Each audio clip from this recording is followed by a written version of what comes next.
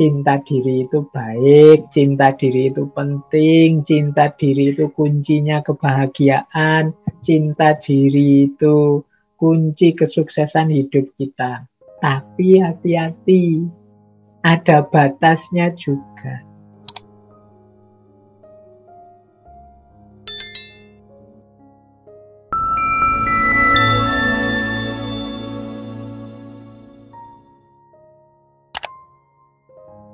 Assalamualaikum warahmatullahi wabarakatuh. Bismillahirrahmanirrahim. Manifestasi. Manifestasi itu bukti bahwa kita ini benar-benar sosok yang mencintai diri kita. Nah, ini istilahnya ada self-nya semua. Ini menurut saya konsep diri yang ideal, yang mencintai dirinya. Yang paling dasar, paling awal, orang yang mencintai diri itu adalah self-awareness. Self-awareness itu orang yang menyadari dirinya. Jadi self-awareness itu ya orang yang punya pengetahuan, sadar tentang kondisi dirinya. Oh, aku itu orangnya kayak gini loh.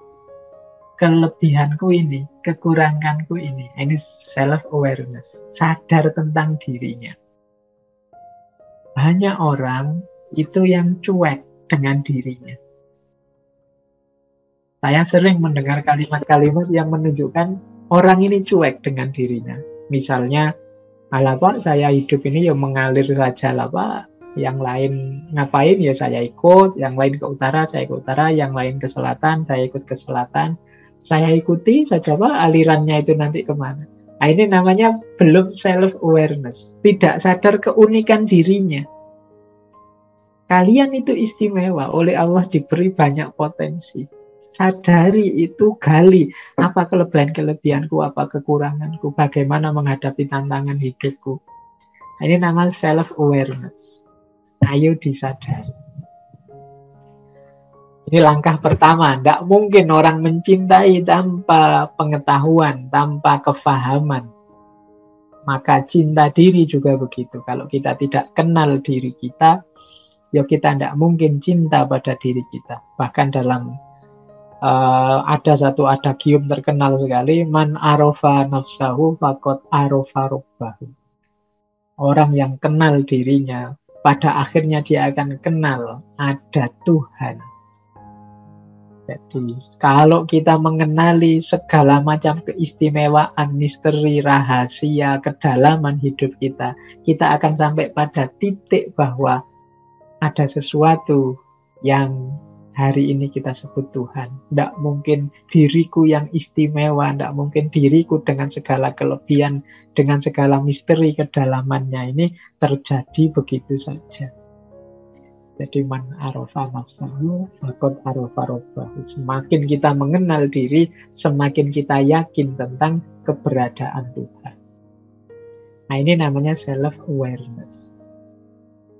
Yang kedua, self-worth. Jadi paham tentang nilai diri. Jadi ya aku ini memang manusia tidak sempurna, tapi aku ini berharga. Manusia itu oleh Allah diciptakan ahsanut taqwim. Dia adalah makhluk yang terbaik, ciptaan terbaik. Nah, mari kita akui dan kita yakini harga diri kita. Ya, orang yang merasa dirinya tidak berharga, tidak mungkin dia mencintai dirinya. Lanjutan self-worth adalah self-esteem, kebanggaan diri. Aku bangga dengan diriku, dengan hidupku, dengan situasi diriku saat ini. Self-esteem. Oke. Kalau sudah self-esteem, biasanya terus self-care, peduli terhadap diri. Kalau capek ya tidur, kalau makan ya, kalau lapar ya makan. Kalau ini namanya kita peduli dengan diri kita.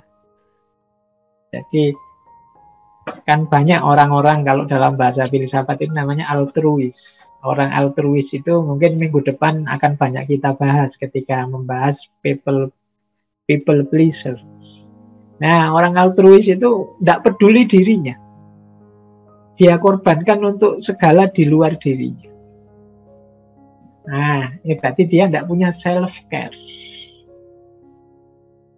Orang yang mencintai dirinya, itu ya dia peduli dengan dirinya. Makanya kemarin misalnya pandemi, ada aturan. Kalau tidak ingin tertular oleh virus corona, pakailah masker. Jangan dekat-dekat orang, jaga jarak misalnya. Nah ini kalau kita cinta diri kita, pasti ada unsur self-care. Upaya agar aku tidak tertular. Karena tubuh ini anugerahnya Allah, sangat istimewa, harus aku jaga. Tidak boleh aku tidak peduli. Tidak boleh aku resikokan dengan penyakit. Tidak boleh aku siksa, tidak boleh aku susahkan. Jadi ini namanya self-care, peduli. Kalau dalam hadis itu ada cerita, satu ketika ada sahabat-sahabat yang menghadap Rasulullah, kemudian ini jumlah sahabatnya 3. Yang pertama di depan Rasulullah bertekad, aku akan bangun malam terus, tidak tidur-tidur, demi ibadah kepada Allah. Yang satunya bilang, aku akan puasa terus. Tidak ada buka puasanya. Untuk ibadah terus pada Allah. Yang satu bilang, hidupku aku persembahkan untuk agama, aku tidak akan menikah. Biar sibuknya dengan Allah saja. Nah, tekad dari 3 sahabat ini ketika terdengar oleh Rasulullah malah menegur, mengingatkan. Aku ini nabi, tapi aku tidur, ya aku bangun malam. Aku puasa, aku juga buka puasa. Dan aku menikah. Jadi karena memang ini fitrahnya manusia, tuntutan diri, bagian dari self-care, self-love tadi. Tubuh kita butuh istirahat, tubuh kita butuh makan juga. Tidak boleh kita tidak peduli. Sakit biar saja Pak, kalau Allah nakdir sakit. Tidak, Allah itu memberi amanat kita untuk menjadi khalifah di muka bumi, antara lain yang mengkhalifai diri kita sendiri.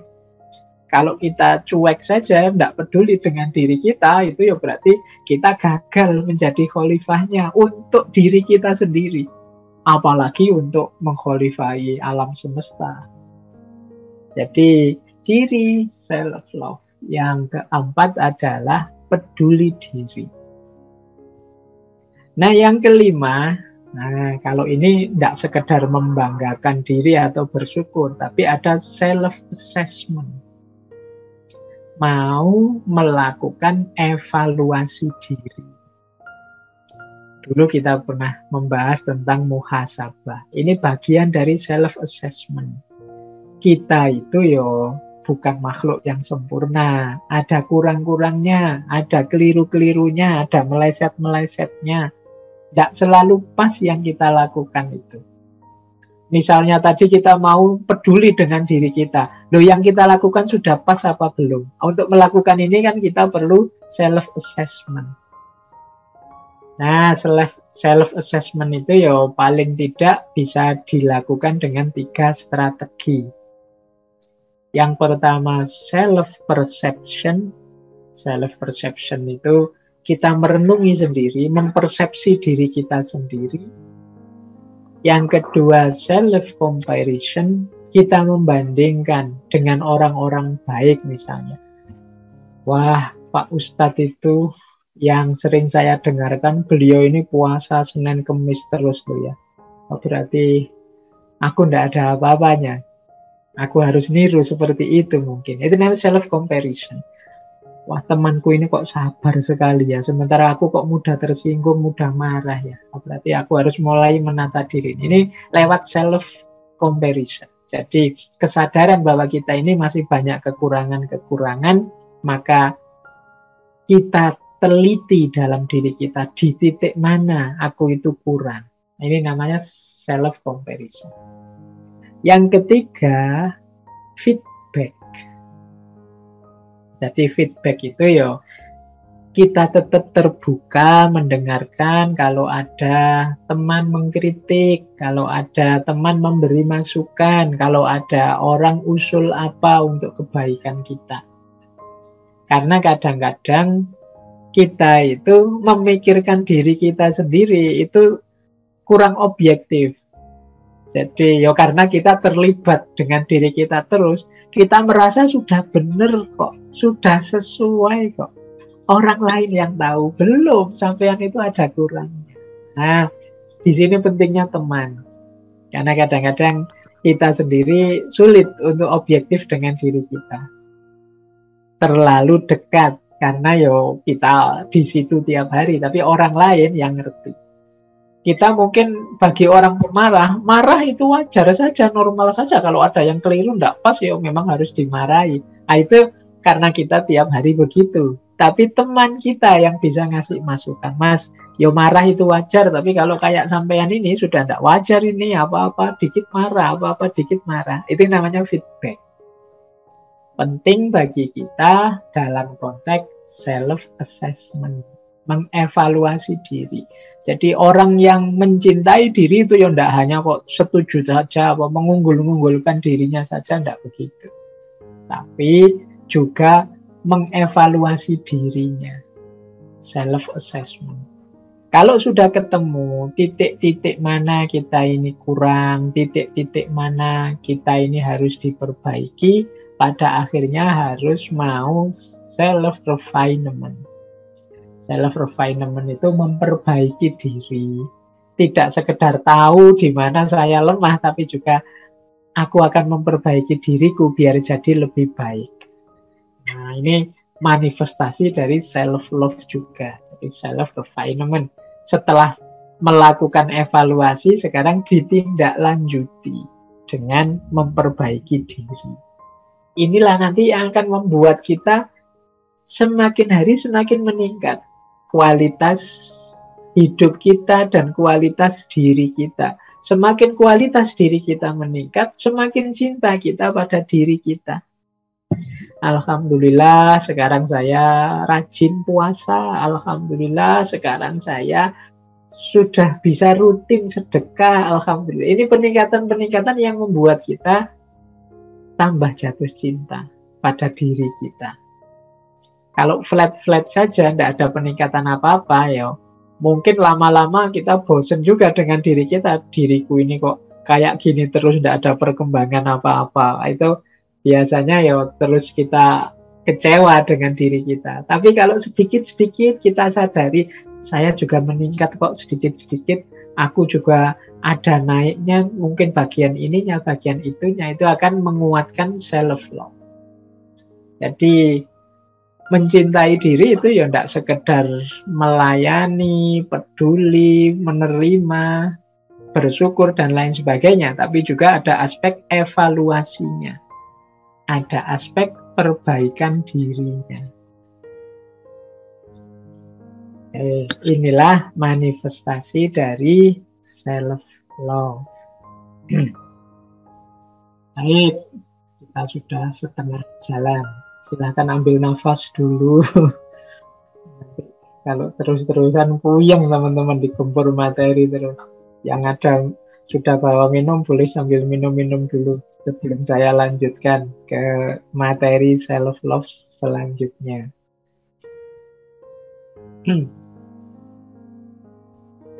Baik. Nah, sudah ya. Pikirannya sudah kalem sebentar. Kita gas lagi. Nah, sekarang mari kita pahami batas-batasnya cinta diri. Cinta diri itu baik, cinta diri itu penting, cinta diri itu kuncinya kebahagiaan, cinta diri itu kunci kesuksesan hidup kita. Tapi hati-hati, ada batasnya juga. Ini saya ambilkan beberapa pikiran para filosof tentang batasnya cinta diri. Biar kita tidak keliru. Yang pertama dari Aristoteles, ini termasuk sesepuhnya para filosof. Cinta diri itu kalau dalam istilahnya Aristoteles namanya philautia. Ini teman-teman boleh buka bukunya Etikanya Aristoteles. Buku 9 bab 8. Ini tentang philautia. Kata Aristoteles, mencintai diri untuk mencapai keuntungan pribadi yang tidak beralasan itu buruk. Tetapi mereka yang mencintai diri untuk mencapai prinsip-prinsip yang baik adalah jenis kebaikan terbaik. Meskipun kata Aristoteles, jenis cinta diri yang pertama ini yang sering ada dalam diri kita. Jadi cinta diri itu kalau targetnya adalah kesenangan pribadi saja, keuntungan pribadi saja, ini negatif kata Aristoteles. Cinta diri yang baik itu targetnya tidak hanya biar aku senang, biar aku nyaman, tapi juga untuk kebaikan selanjutnya. Misalnya, aku mencintai diriku biar aku percaya diri. Kalau aku percaya diri, aku bisa memberi manfaat banyak. Tidak hanya untuk diriku, tapi juga untuk lingkungan sekelilingku. Nah, jadi ini targetnya adalah kebajikan selanjutnya. Tadi kan cinta diri itu diposisikan sebagai dasarnya semua kebaikan. Karena berawal dari diri kita. Maka tujuan dan targetnya tidak boleh untuk kepentingan-kepentingan sesaat atau keuntungan yang pribadi saja. Tapi harus untuk kebaikan selanjutnya. Dan itulah kebaikan yang terbaik, kata Aristoteles. Jadi kita mencintai diri kita ya, tapi cinta kita ini tidak selesai dengan saya sudah mencintai diri kita, Pak. Tidak selesai dengan itu. Tapi setelah aku mencintai diriku, Pak, aku bisa mencintai sesama. Aku bisa peduli dengan yang lain. Aku tidak egois lagi dan lain sebagainya. Hal yang sama dikatakan oleh Cicero. Nah, ini filosof Stoik lagi. Dulu pernah kita bahas juga satu sesi. Katanya Cicero, sui amante sine rivali. Pecinta diri yang tanpa saingan ditakdirkan untuk berakhir dengan kegagalan. Pecinta diri tanpa saingan itu pecinta diri yang egois. Nanti kita jelaskan bedanya apa egoisme dengan cinta diri. Jadi pecinta diri yang menganggap dirinya lah satu-satunya, yang penting, yang hebat, yang jago. Orang seperti ini akan gagal, kata Cicero. Ada lagi lebih unik. Kalau ini kata Francis Bacon. Kata Francis Bacon, pecinta diri yang ekstrim itu seperti orang yang membakar rumah hanya untuk membakar sebutir telur. Jadi misalnya kita ingin bakar telur, atau kalau di Jawa mungkin bukan telur, bakar singkong apa bakar itu. Loh, yang kita pakai untuk bakar singkong tadi itu rumah kita. Ini analogi dari Francis Bacon. Orang yang seperti ini apa? Pecinta diri yang ekstrim. Jadi hanya mencari keuntungan dirinya sendiri dan tidak peduli lingkungan sekelilingnya. Ini seperti orang yang bakar singkong dengan bahan bakar rumahnya sendiri. Jadi ini jelasnya apa? Nanti dijelaskan oleh Erich Fromm. Kata Erich Fromm, cinta diri sendiri itu berlawanan dengan mementingkan dirinya sendiri. Orang yang mementingkan diri sendiri, mengabaikan orang lain, itu menunjukkan sebenarnya dia tidak mencintai dirinya sendiri. Mengapa? Karena ia tidak tahu dorongan eksistensial dirinya untuk mencintai. Ia hanya menutupi dan mengkompensasi kegagalannya untuk memahami dirinya secara benar. Jadi, maksudnya Erich Fromm itu begini loh. Kalau kita mencintai diri kita, itu kan berarti kita memenuhi kebutuhan-kebutuhan diri kita. Nah, orang yang benar-benar mencintai dirinya, pasti dia peduli dengan orang lain. Mengapa? Karena dalam diri kita yang fitrah, yang asli, original, itu ada dorongan untuk hidup bersama yang lain, untuk peduli pada yang lain. Justru kalau orang itu egois, hanya mikir dirinya, sebenarnya dia belum mencintai dirinya. Mengapa? Kalau dia mencintai dirinya, dia akan memenuhi tuntutan jiwanya, tuntutan dirinya untuk juga peduli dan mencintai yang lain.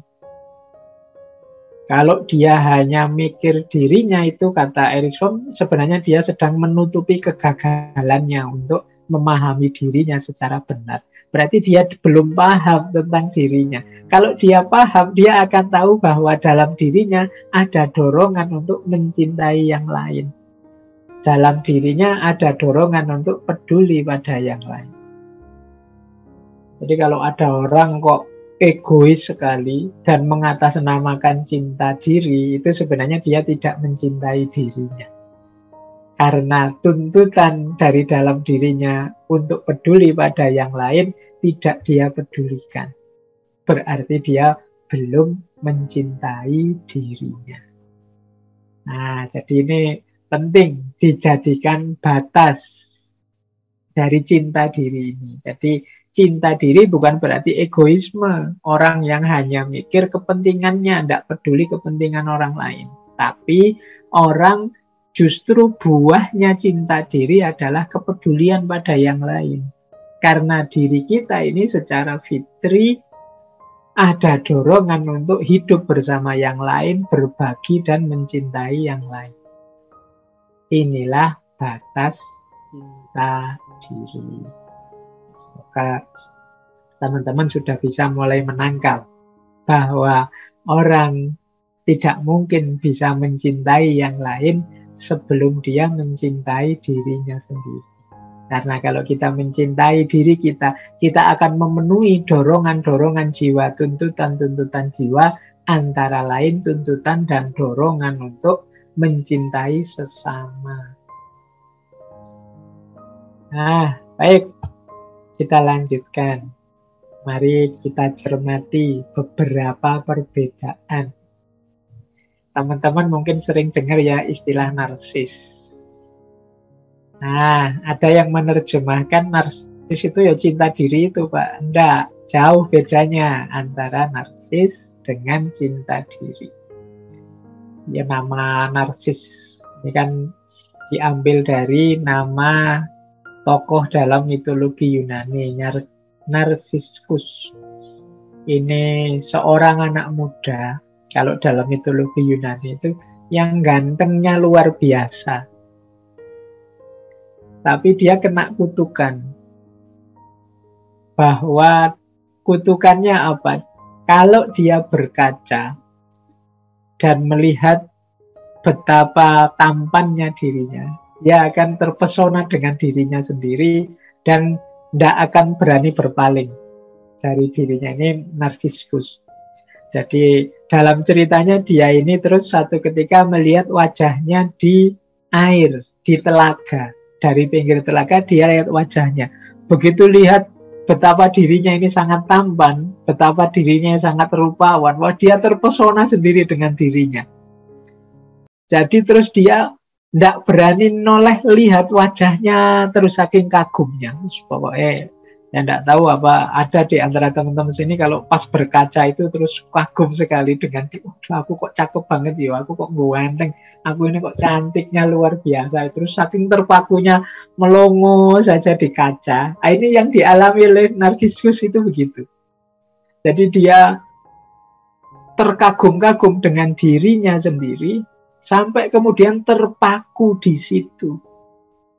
Tidak pindah-pindah. Nah itu kalau dalam ceritanya ini sebenarnya kutukan.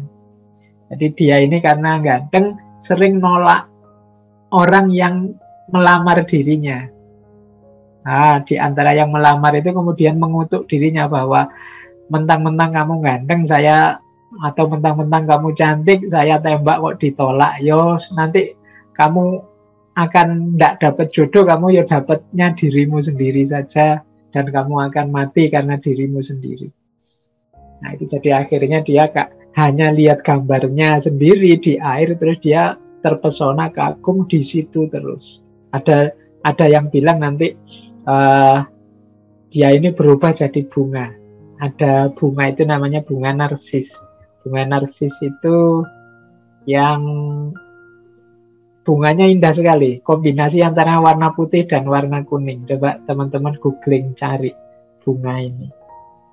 Nah, akhirnya apa? Orang yang mengagumi dirinya secara berlebihan disebut narsis.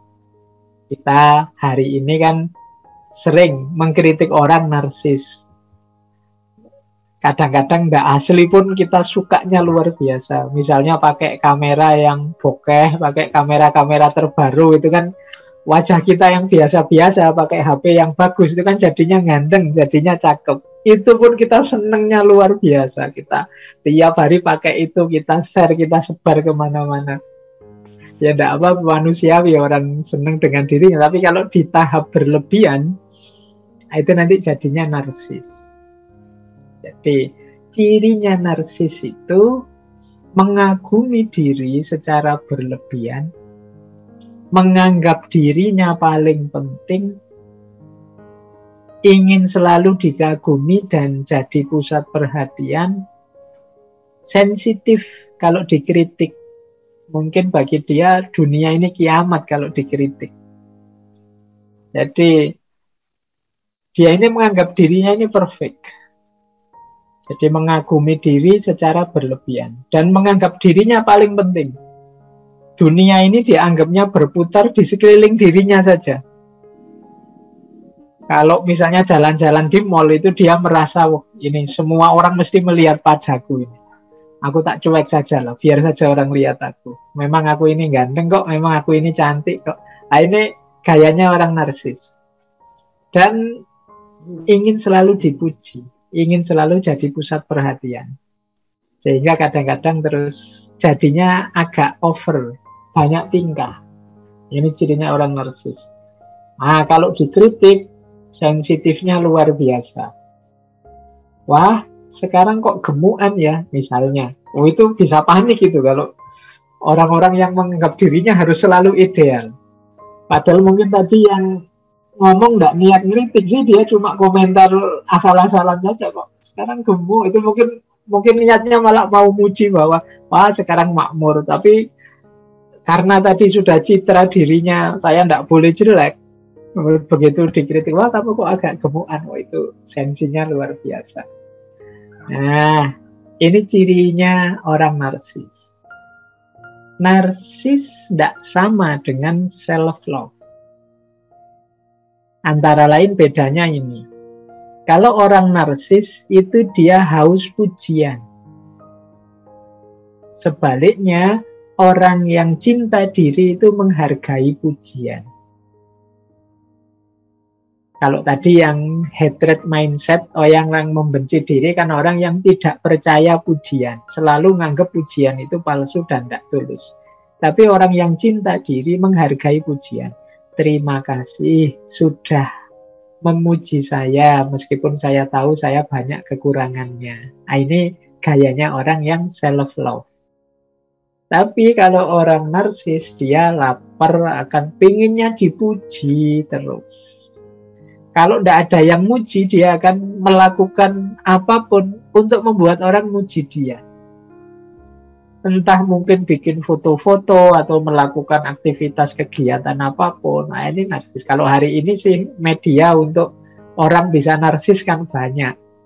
Teman-teman punya Facebook, Instagram, Twitter, TikTok, dan lain sebagainya. Jadi hati-hati, orang itu bangga dengan dirinya, normal, tapi nanti level narsis tertentu ada jenis gangguan jiwa. Jadi namanya narcissistic disorder. Kalau ini sudah butuh psikiater. Nah, ciri narsis yang kedua tidak bisa dikritik. Sementara kalau self-love itu terbuka untuk dikritik. Dia sadar banyak kekurangannya. Nah, jadi teman-teman boleh deh introspeksi. Kalau saya pas dikritik itu sikapku seperti apa? Kalau begitu dikritik rasanya seperti nilai diri kita langsung jatuh, muka merah padam, gemeteran. Nah, itu kemungkinan kita punya kualitas-kualitas anggapan tentang diri yang agak berlebihan. Beda dengan orang yang cinta diri, orang yang mencintai diri ini sadar, yo, aku ini banyak keistimewaan, kekurangannya juga ada. Jadi kritik, terima kasih sudah memberi kritik, jalanku untuk jadi lebih baik. Nah, kemudian orang narsis itu kalau gagal malunya luar biasa karena dia ini mementingkan citra-citra dirinya. Malu terhadap kegagalan-kegagalan. Sebaliknya, orang yang mencintai dirinya sadar bahwa memang aku ini bisa saja gagal, tidak ada yang memastikan orang itu sukses terus. Kecewa kalau gagal, wong manusiawi. Kalau tidak kecewa namanya bukan manusia, memang dirancang, diusahakan kok gagal, memang kecewa. Tapi tidak akan terpuruk. Gagal diulang lagi. Kegagalan bukan berarti keruntuhan, kehancuran. Nah, ini gaya orang self, masih mencintai dirinya. Meskipun mengalami kegagalan dan kecewa dengan kegagalan itu. Beda dengan kelompok yang narsis tadi. Kalau narsis ini begitu gagal rasanya kiamat sudah. Dia malunya luar biasa. Nah, narsis ini juga ada indikasi seperti egoistik. Dia merasa lebih baik dari orang lain. Makanya dia sensitif dengan kritik. Jadi kalau ada orang kritik, dia merasa harga dirinya langsung jatuh. Sementara orang yang self-love, itu dia nyaman dengan dirinya. Meskipun dia tahu ada kekurangan. Makanya di awal-awal tadi dijelaskan orang yang mencintai diri itu, dia tidak banyak mengeluh. Meskipun tetap melakukan perbaikan-perbaikan diri. Jadi ini bedanya.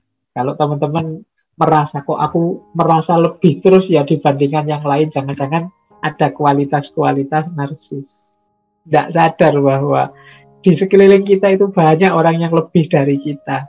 Di sekeliling kita juga banyak orang yang mungkin setara dengan kita. Jadi tunggale oke, kita tidak satu-satunya. Tapi kalau kita merasa kita ini selalu satu-satunya, saya yang terbaik, aku yang paling cakep loh, aku yang paling bagus loh, paling baik loh. Kemungkinan kita ada kualitas-kualitas narsis ini. Nah, orang narsis juga hidupnya tergantung yang lain. Maksudnya tergantung yang lain itu komentar orang, dukungan orang, like-nya orang ini jadi kunci dalam dirinya. Kayak teman-teman kalau waktu posting itu kan kalau fokusnya teman-teman dalam postingan itu, aku ingin ngecek berapa orang yang jempoli, berapa orang yang komen, berapa orang yang like. Kalau fokusnya ke situ terus, kemungkinan kita punya kualitas ini, tidak independen. Padahal kalau kita merasa, wah yang saya sampaikan ini baik kok, terserah orang mau komen apa tidak, mau memberi jempol apa tidak masalah. Manfaat untuk satu orang saja sudah alhamdulillah, tidak apa-apa. Nah ini orang yang self-love. Jadi menerima dirinya apa adanya secara logis. Tapi bagi yang narsis, dia perlu dukungan. Meskipun kontennya misalnya YouTube, kontennya bagus-bagus, manfaat. Tapi ketika tidak ada yang like, tidak ada yang jempoli, tidak ada yang komen, terus dia gelisah berlebihan, kemungkinan ada kualifikasi ingin menonjolkan citra diri atau narsis ini. Jadi ini dekat sebenarnya, tapi ya dalam narsisisme ada aspek berlebihannya. Jadi antara mencintai diri dengan mengagumi diri secara berlebihan. Antara self-esteem, bangga terhadap dirinya dengan menganggap dirinya orang yang paling penting. Antara bersyukur karena banyak nikmat, banyak anugerah dari Tuhan, dari Allah, dengan ingin selalu dikagumi, ingin selalu jadi pusat perhatian. Antara sadar sehingga mau dikritik dengan sensitif tidak mau dikritik. Inilah beda-bedanya orang narsis dengan orang yang mencintai dirinya. Silakan teman-teman nanti masing-masing ngukur levelku di medsos ini masih level normal orang yang mencintai dirinya ataukah orang yang sudah jatuh pada narsis. Baik, kita lanjutkan waktunya. Nah, kalau ini bedanya narsis dengan egoisme. Bedanya cinta diri dengan egoisme. Kalau self-love atau cinta diri ini membanggakan diri, tapi lahirnya empati dan kepekaan terhadap orang lain. Ini cinta diri ya. Tadi kan saya bilang, berawal dari mencintai diri yang buahnya mencintai yang lain. Berbeda dengan egoisme. Kalau egoisme itu diawali mementingkan diri sendiri dan nanti diakhiri dengan menuntut orang lain menjalani hidupnya sesuai cara demi keuntungan atau demi kesenangan kita. Ini orang egois. Jadi cinta diri itu diawali dari diri sendiri demi sesama. Kalau egoisme diawali dari diri sendiri untuk diri sendiri. Orang lain posisinya di mana? Orang lain hadir dalam rangka memenuhi kebutuhanku, menyenangkanku atau menguntungkanku. Ini orang egois. Awas keliru. Kadang-kadang kan kita, wah itu bukan cinta diri, itu namanya egois. Tidak, ada bedanya. Kalau egois itu ya memang hanya berhenti di diri kita. Tapi kalau cinta diri tidak. Kecintaan kita pada diri kita membuahkan empati dan kepekaan terhadap orang lain. Aku tidak suka kalau dimaki-maki. Oh berarti aku jangan maki-maki orang. Nah ini ciri orang yang mencintai dirinya. Jadi apa yang dia suka dia terapkan juga pada orang lain. Beda dengan egois.